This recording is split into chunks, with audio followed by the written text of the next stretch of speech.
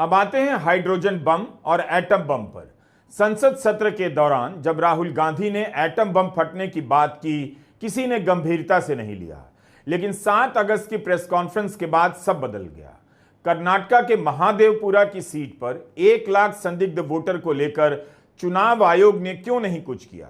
आपको याद होगा, जब यंत्र को लेकर सवाल उठे तो तत्कालीन मुख्य चुनाव आयुक्त एक किताब लेकर आए। इस किताब में 40 से अधिक अदालती आदेश। एक तरफ राहुल गांधी जिस तरह से वोट चोरी को लेकर बड़े बड़े खुलासे करते हुए नजर आ रहे हैं। अभी हाल ही में राहुल गांधी ने एटम बम फोड़ा था दोस्तों, आप लोगों को पता है, जिसमें वोट चोरी के बहुत सारे सबूत राहुल गांधी ने दिखाए थे।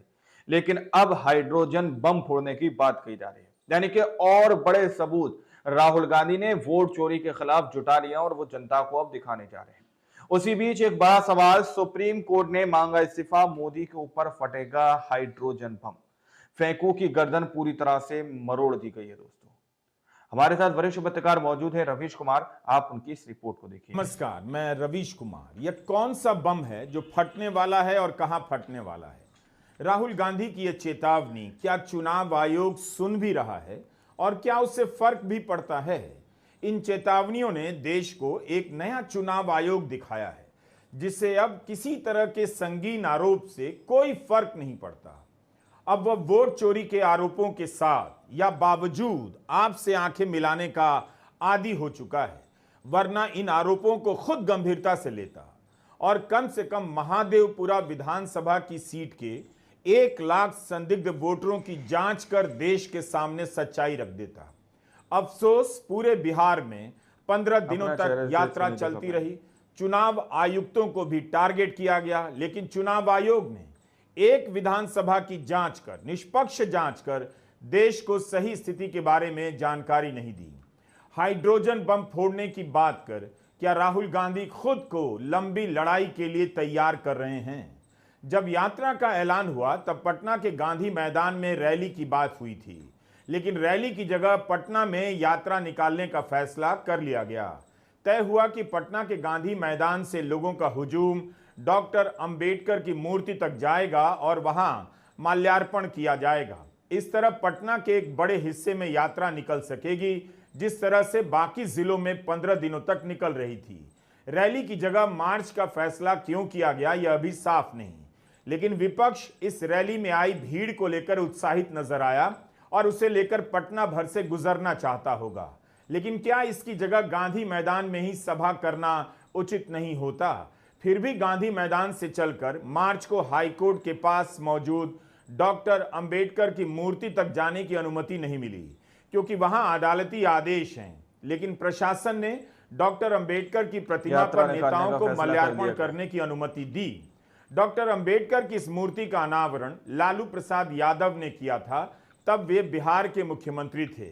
इस पर भवन निर्माण आवास विभाग के मंत्री रामविलास मिश्र का नाम लिखा है। तारीख लिखी है 18 जून 1991। उसके बाद भाषण दिया गया डाक बंगला चौराहे पर।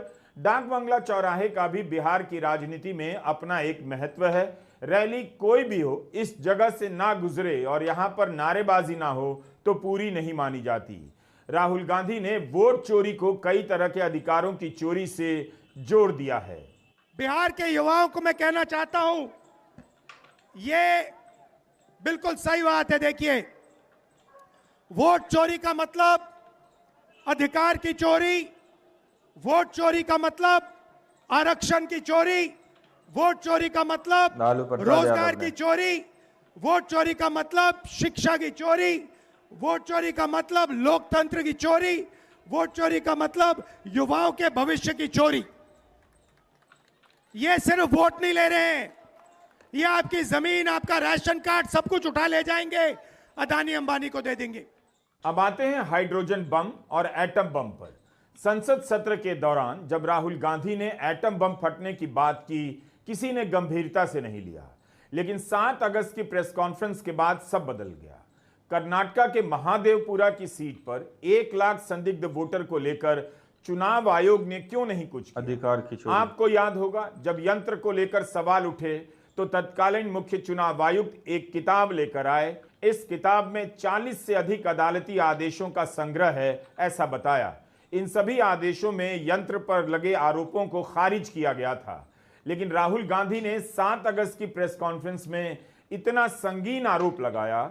चुनाव आयोग ने अपनी तरफ से ऐसी कोई पहल नहीं की। सबूत देने का भार राहुल गांधी पर ही डालकर आयोग चुप हो गया।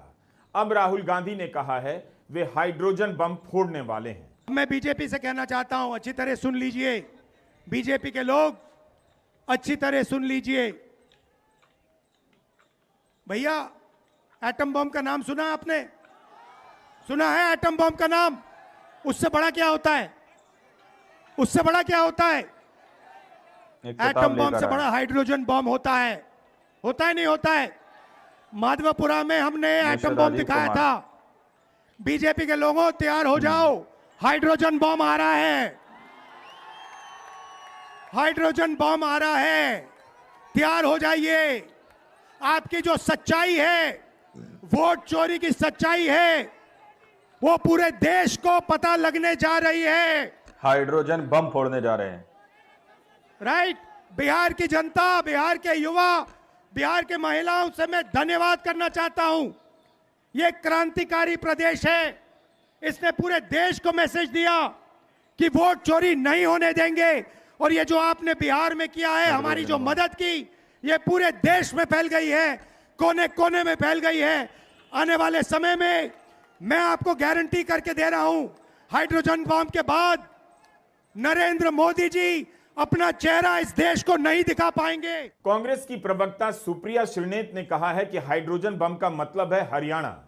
हरियाणा से ही वोट चोरी के शक की शुरुआत हुई। तो क्या राहुल गांधी बिहार के बाद अब हरियाणा में यात्रा करेंगे? गुजरात में भी कांग्रेस ने वोट चोरी के आरोप लगाए हैं। प्रदेश कांग्रेस के अध्यक्ष अमित चावड़ा ने आरोप लगाया है कि नवसारी लोकसभा सीट के अंतर्गत एक विधानसभा की मतदाता सूची में गड़बड़ी पाई गई है। यहां 6 लाख मतदाता हैं। इनमें से 2.5 लाख वोटर को एक सैंपल की तरह लिया गया और उनकी जांच की गई। कांग्रेस का आरोप है कि इस 2.5 लाख में से 30% वोटर की जानकारी डुप्लीकेट है या फर्जी है। मतदाता अस्तित्व में ही नहीं था। 30,000 मामलों में गड़बड़ी पकड़ी गई है। कांग्रेस का दावा है कि इस हिसाब से गुजरात राज्य में 62 लाख वोटों की चोरी सामने आ सकती है। यहां पे शिवसेना के नेता बैठे हैं। महाराष्ट्र में एनसीपी, कांग्रेस पार्टी और शिवसेना से चुनाव चोरी किया गया था। ये 100% सच है। तकरीबन 1 करोड़ नए वोटर लोकसभा चुनाव के बाद वोटर लिस्ट में जोड़े जाते हैं, बढ़ाए जाते हैं। नए वोटर आके वोट करते हैं। हमारे गठबंधन का जो वोट था, जितना हमें लोकसभा में मिला उतना हमें विधानसभा में मिला। 1 वोट कम नहीं हुआ। और सारे के सारे नए वोट बीजेपी के अलायंस के खाते में गए। लोकसभा हम जीते, विधानसभा में हमारी पार्टियां तीनों के तीनों मजबूत पार्टियां साफ हो गई। क्यों? क्योंकि इलेक्शन कमीशन ने और बीजेपी ने मिलकर वोट चोरी की। उसके बाद हमने साफ दिखाया, महादेवापुरा में बेंगलोर सेंट्रल की सीट में हमने साफ दिखाया कि एक असेंबली में 1 लाख से ज्यादा फर्जी वोटर थे। बेंगलोर सेंट्रल में 7 विधानसभाएं हैं। प्रसाद यादव ने 6 में हम जीतते हैं, कांग्रेस पार्टी जीतती है। जहां पे 1 लाख फर्जी वोट थे, वहां पे हम साफ हो जाते हैं और उसी असेंबली के कारण बीजेपी लोकसभा जीत जाती है। हमने ये प्रेस कॉन्फ्रेंस में दिखाया, डेटा के साथ दिखाया। इलेक्शन कमीशन हमें वोटर लिस्ट नहीं देती, वीडियोग्राफी नहीं देती। हमारे लोगों ने कागज की वोटर लिस्ट से फोटो मिलाकर, नाम मिलाकर, एड्रेस मिलाकर यह काम किया। 4 महीने लगे, 16-17 घंटे काम किया और हमने देश के सामने सबूत रखा। मोदी शाह के दौर में राजनीति बदल गई है। तमाम संस्थाएं एक तरफा हो गई हैं, बराबरी का मैदान मिट चुका है। आपने बोला नहीं कि अगले दिन छापा और फिर महीनों के लिए जेल में। इसके बाद भी यह बात किसी चमत्कार से कम नहीं कि इन 11 वर्षों में पूरा विपक्ष अपना थरिया लोटा लेकर बीजेपी में शामिल नहीं हुआ। जेल जाने की गारंटी के बाद भी विपक्ष की तरह ही रहा। गोदी मीडिया ने देश को नफरत और झूठ की आग में झोंक दिया, तब भी विपक्ष बचा हुआ मिला। आप भारत की सड़कों पर विपक्ष के निशान ढूंढ सकते हैं। राहुल गांधी ने पूरी यात्रा के दौरान गोदी मीडिया पर प्रहार किया, लेकिन बहुजन यूट्यूब चैनलों के पत्रकारों को बुलाकर उनकी समस्याओं के बारे में भी बात की और यह सवाल उठा दिया कि भारत के मीडिया में दलित पत्रकारों का कोई प्रतिनिधित्व नहीं है। अब जबकि बहुजन पत्रकार स्वतंत्र पत्रकारिता के जरिए बड़ी संख्या में प्रशिक्षित हो चुके हैं, तब भी चैनलों में या अखबारों में इनके लिए जगह नहीं। इनकी हाइड्रोजन बम फोड़ने जा रहे हैं। यह वीडियो राहुल गांधी के यूट्यूब चैनल पर मौजूद है। ये तो अटेम्प्टेड मर्डर है। मैं मतलब यूट्यूब पर अपने साथी के साथ प्रयास किया, कोशिश की और बहुत बुरा बर्ताव हुआ। कोई सपोर्ट किसी का नहीं। मैंने मतलब मेरी फादर से फाइट होती है इस बात पे, वो चाहते हैं कि मैं ये फील्ड छोड़ दूं। सबसे बड़ा चीज ये सर कि अति पिछड़ा समाज और माइनॉरिटी समाज में ये दोनों समाज को लड़ाने की कोशिश की जा रही है, जिससे सामाजिक न्याय भी कमजोर हो रहा है और सांप्रदायिकता भी बढ़ रहा है। तो दलित है, पिछड़ा है, उनके ऊपर झूठा मुकदमा कराकर सर जेल भिजवाते रहे हैं। यानी कि सर न्याय की कोई उम्मीद ही नहीं है। जहां हम लोग कहते हैं कि डेमोक्रेसी है, लेकिन डेमोक्रेसी नाम की कोई चीज नहीं है।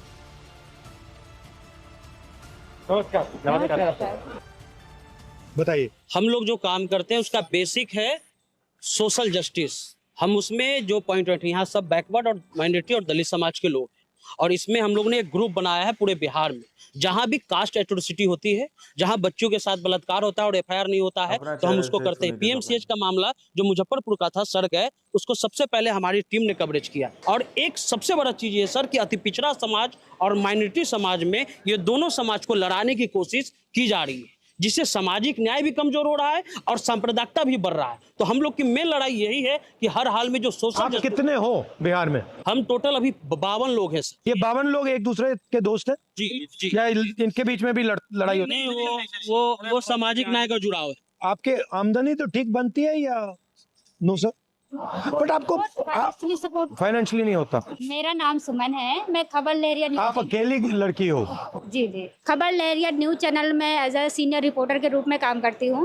भारत का पहला ऐसा चैनल जो महिलाओं द्वारा प्रसारित किया जाता है। इसमें ऑल टोटल महिलाएं काम। सारी महिलाएं? जी। इसमें पुरुष काम ही नहीं करते? से लगा करके पूरा मैनेजमेंट देखना, फाउंडिंग करना, सारा काम सिर्फ महिला ही। ये अच्छा आइडिया है। मेंटालिटी जो मुझे कवरेज करने में जो दिक्कत समझ आती है, वो काफ़ी चुनौतीपूर्ण रहता है कि आप एक सिंगल जो लड़की कवरेज करने के लिए निकलती है फील्ड पर, तो बहुत सारी चुनौतियां होती हैं। जैसे कि आप ऑटो पर मैं देखती हूँ कि लड़कियां नहीं रहती हैं, सिर्फ मुझे लड़कों के बीच में ट्रैवल करना होता है। गांधी मैदान में 9 बजे टोटल हर चीज़ बंद हो चुकी है। सर मेरा नाम अमान मलिक है और हम बिहार के सबसे पिछड़े जिले से आते हैं जहाँ ट्रेन नहीं चलती है। पहली समस्या तो ये है हमारी। दूसरी समस्या ये है कि सर हम पटना यूनिवर्सिटी के मास कॉम के स्टूडेंट हैं, बैचलर डिग्री चल रहा है। यूट्यूब और फेसबुक एक इंडिपेंडेंट प्लेटफॉर्म है जहां हम अपनी बात रखते हैं, रख रहे हैं। आपको अजीब नहीं लगता? मुझे लगता है, पता नहीं आपको लगता है या नहीं, कि आज अगर हिंदुस्तान का एक राजनेता हिंदुस्तान के लोगों से कम्युनिकेट करना चाहता है तो उसे अमेरिकन चैनल यूज करना पड़ता है, या फेसबुक या यूट्यूब या इंस्टाग्राम या गूगल। मतलब ये हमारे नहीं है। जिस दिन ये आपको बंद करना चाहे ये बंद कर देंगे। मेरा पूरा मतलब शैडो बैन चलता है। तो थोड़ा मुझे अजीब लगता है कि पहले क्या होता था, हिंदुस्तान के नेता अपने लोगों से डायरेक्टली बात कर सकते थे, फिर ठीक है मीडिया हुआ करता था, न्यूट्रल तो नहीं कह सकते बट बात तो दिखा देता था। अब मीडिया बिल्कुल नहीं दिखाता विपक्ष की बात, टोटली जीरो, खत्म। और जो यूट्यूब वाले हैं, फेसबुक वाले हैं, उन पर इनडायरेक्ट लगाम लगी हुई है। अगर आप लाइन से थोड़ा ज्यादा आगे गए FIR लगा देंगे, बंद कर देंगे, शैडो बैन हो जाएगा। तो ये एक्चुअली देश के लिए खतरनाक है। पहले तो मतलब हमारे फाइनेंशियल क्राइसिस पर चोट पहुंचा, लेकिन उसके बावजूद जब हम चुप रहना नहीं सीखे या चुप नहीं रहे तो वो जो है मतलब हम पर मुझे मतलब ये है कि हत्या करने की कोशिश की गई। ये कुछ फुटेज है सर, मुझे मतलब हमारे ही मित्र ने, क्योंकि वो एक ऐसी आइडियोलॉजी में वो घिर गए हैं। वो बहुत अच्छा इंसान भी बन सकता था, मतलब वो फ्यूचर पे देश के लिए भी काम कर सकते थे, लेकिन एक आइडियोलॉजी से वो इस तरह से प्रभावित हो गए कि उन्होंने मुझे अपना दुश्मन समझा। चूंकि मैं एक मुस्लिम समुदाय से आता हूँ। जी आप हो? जी मैं हूँ। वक्त के साथ ऐसा ही होता है। ऐसा ही होता है सर। जब भी जाते हैं और ये हमारे साथी सन्नी भाई हैं, ये सारे लोग ही। तो इस पे केस हुआ? इस पे केस हुआ, 20-22 दिन जेल में रहे, उसके बाद बाहर आ गए। और हमने भी मतलब उसके बाद ज्यादा एक्शन लेने की इसलिए कोशिश नहीं की सर, क्योंकि बार कॉलेज। ये तो अटेम्प्टेड मर्डर है। हाँ, अटेम्प्ट टू मर्डर है सर। वो 20 दिन में बाहर आ गए और अभी भी थ्रेट मिलता है सर कि केस उसी से। हाँ, उसी से सर। पूरी यात्रा के दौरान राहुल गांधी इस तरह के मसलों को परखते रहे जिनके बारे में कोई बात नहीं करना चाहता, लेकिन इस पर जरूर बात हो रही है कि इस यात्रा से कांग्रेस को क्या मिलेगा। बिहार में कांग्रेस का आधार क्या है, लोग सवाल उठा रहे हैं।